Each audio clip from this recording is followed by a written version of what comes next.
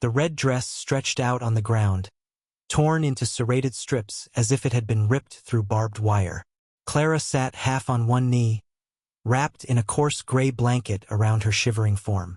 Her face was white, her breathing harsh, but her eyes blazed with something a great deal more profound than fear. It was the gaze of a woman who knew the world had just taken something that belonged to her and not to it.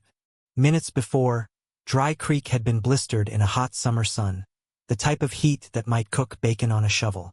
The air vibrated, heavy with the acrid scent of horse sweat and dust. The marketplace teemed with the cadence of small-town life. Boots squeaking on wooden porches, hushed deals over burlap bags of grain, the rumble of voices blending with the groaning of wagon wheels. Then they came. 3 riders, spurs clinking with every step, hats drawn down low, coats still speckled from the trail. No one inquired about who they were, they didn't have to. The street fell suddenly silent, as if someone had pilfered the air itself. Clara had pleaded for only a little longer. Shelves in her bakery stood almost empty, debts mounting higher than the loaves of bread she used to take pride in baking.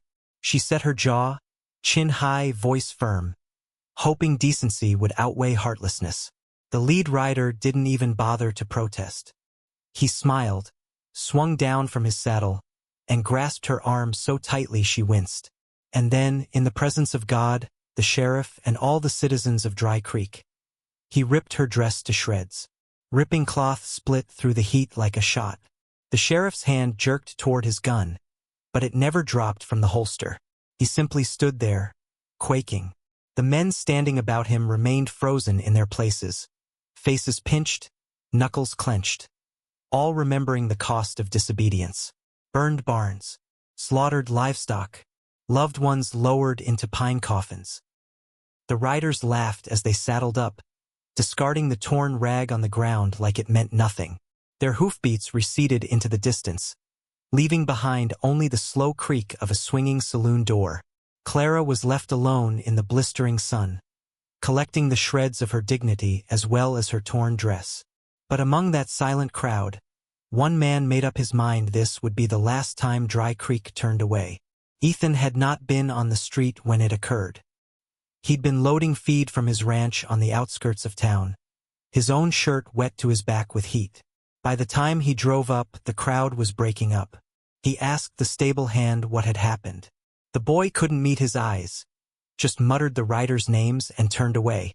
That's when Ethan felt it. A slow, heavy burn deep in his chest. He'd experienced hardship.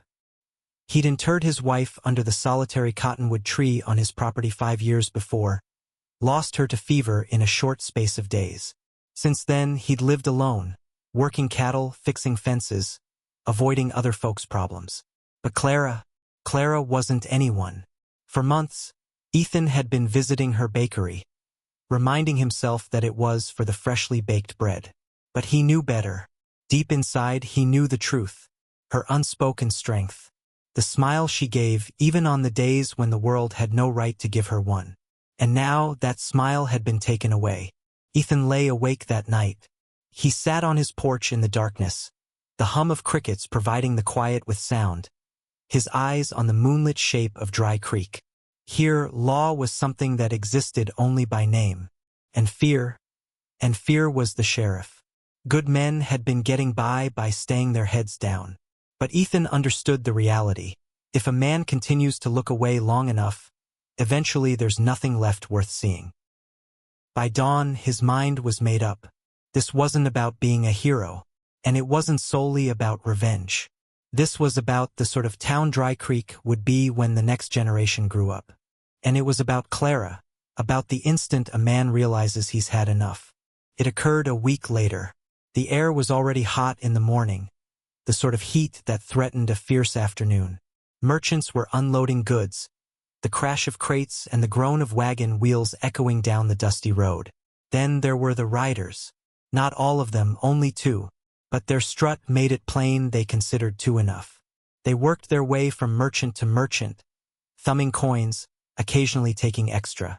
When they came to a young woman who was selling eggs, one of them took her chin, leaning forward with a predator's smile. That is when Ethan emerged from the alley.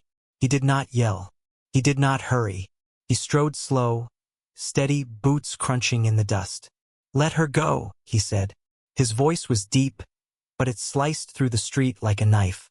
The rider laughed, until Ethan's fist slammed into his jaw, and he tumbled into the dirt. The second man's hand flashed for his gun. But before steel had even cleared leather, another voice called out.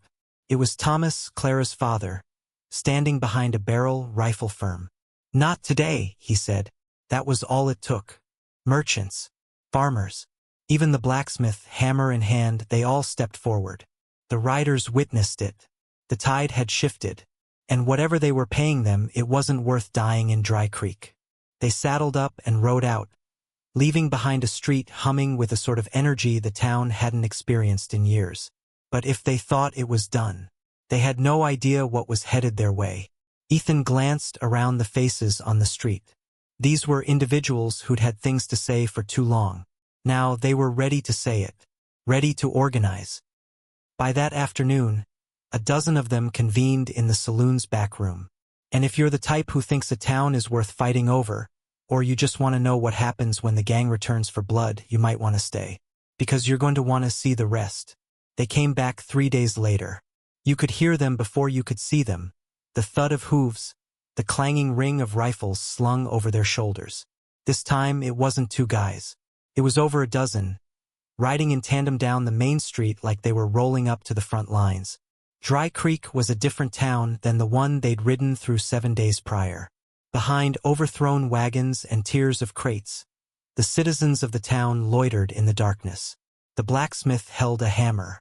The store owner held a shotgun. And even the elderly Mrs. Harlow was on the ready. Cast iron skillet clutched in hand, squinty eyes like she intended to employ it. The gang reined in horses out in front of the saloon, and that's when it happened. From above, a voice cried out, and suddenly sacks of flour exploded open from the rooftops, sending showers of white clouds blinding half the riders. The others attempted to push on, but were greeted by barrels, clubs, and, more than once, the report of a rifle. One found its mark, bringing down a rider from the saddle with a yell. The rest of the gang halted. This wasn't Ethan in their path anymore. This was the entire damn town. From each doorway, from each alleyway, folks moved in, eyes icy, hands firm. And then, everyone froze, waiting for Ethan. He moved closer, let drop his hammer's head once more onto the ground with a hard thump, and said, "Come back here again, and there won't be a way out." He didn't yell. He didn't have to. The quiet in that street was louder than any warning. The leader spat into the dust, glanced at the faces of a town that wasn't scared any longer, and signaled. They retreated. No one glanced over their shoulder. Word traveled quickly. The gang had gone to bleed another town, one that hadn't yet discovered its backbone. Dry Creek was still again, but not the respectful kind of silence. It was the sort that occurs when folks realize they've held their ground. The hoofbeats grew distant. Nobody stirred. And eventually, gradually, people emerged from hiding, shaking off D. Clara had walked across the street to him, her dress in shreds, but her head held high. She did not say anything, only regarded him silently with eyes that spoke 1,000 words. He nodded once. Dry Creek settled into a new rhythm in the days that followed. Merchants left their doors open without a second glance over their shoulders.